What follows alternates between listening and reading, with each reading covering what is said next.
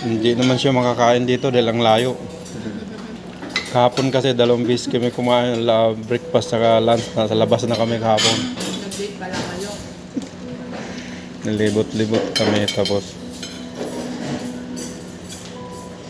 sa dinner lang kami sa bahay.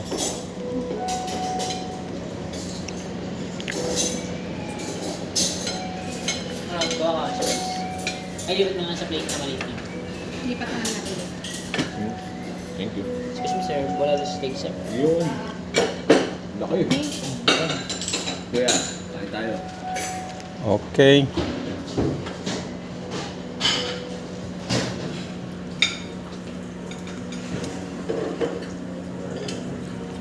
One each. Para ma-out na.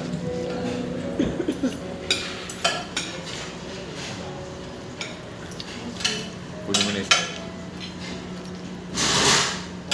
Mag-out na natin. Kasi maliit ang space.